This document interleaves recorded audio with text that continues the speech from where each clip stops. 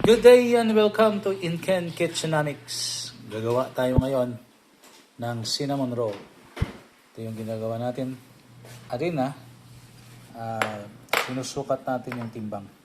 Yun, sala natin, pinuhin natin.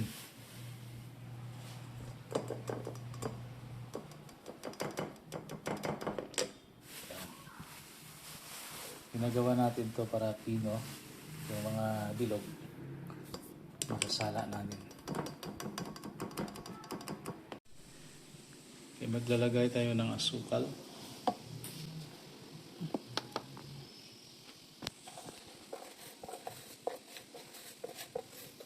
White sugar yung nilagay natin.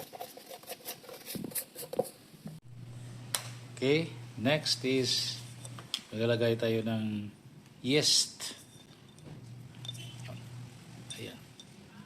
So, sa ganitong dami. Asin.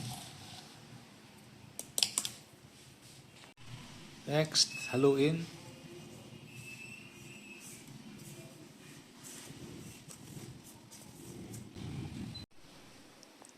Next, itlog.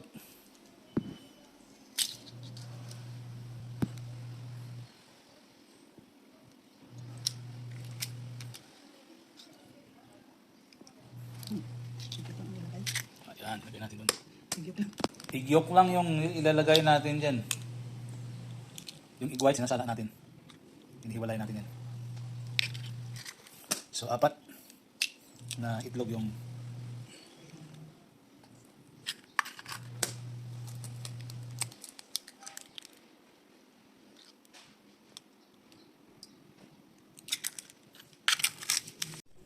next, gatas. Sinusukat natin ang timbang ng gatas.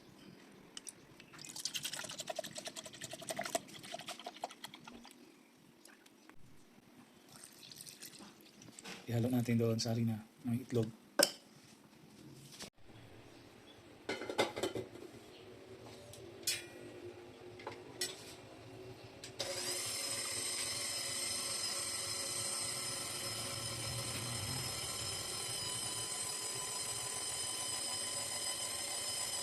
Lagyan natin yung butter.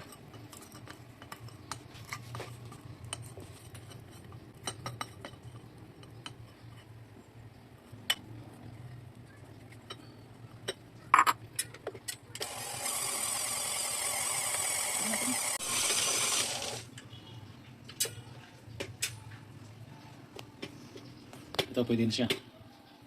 Okay. Hintayin natin na maging smooth. Ito yung mat. Dapat pahitan siya ng oil para hindi dumikit yung halo nating harina.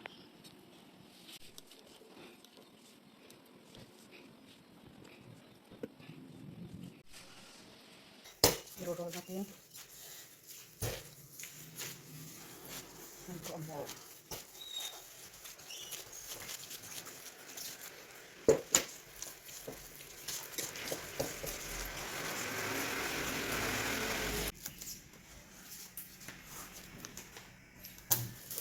Proof natin to.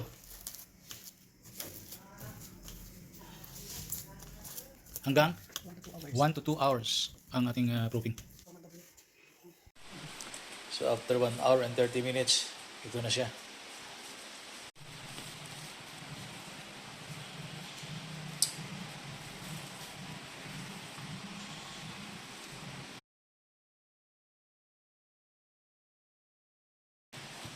Tinanggal natin dito yung hangin.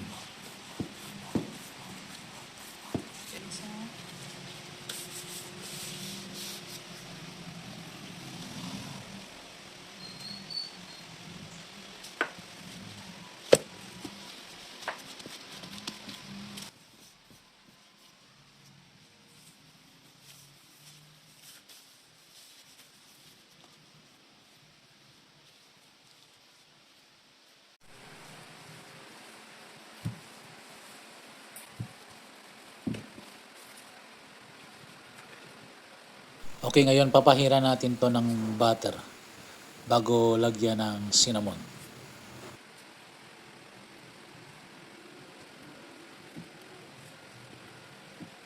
Yung nilagay natin is a combination ng brown sugar at ng cinnamon. Ito yung spread natin or ipahid natin sa lahat na parts ng dough na ginawa natin para sa ating cinnamon roll.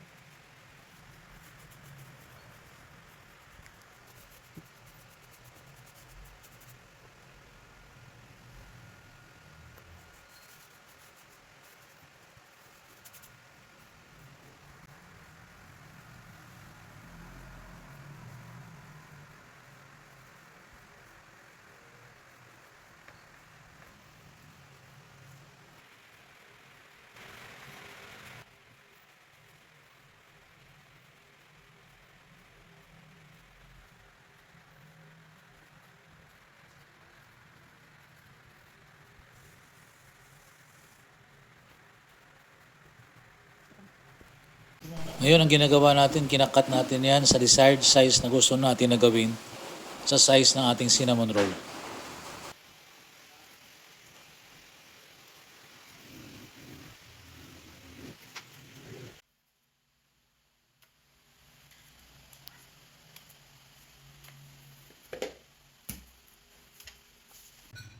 Lagyan natin ng gouache bago i-bake.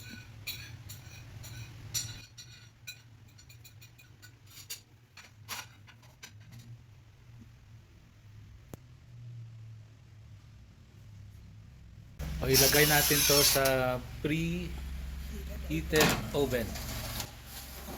Yan, naka-preheat na yan ang oven.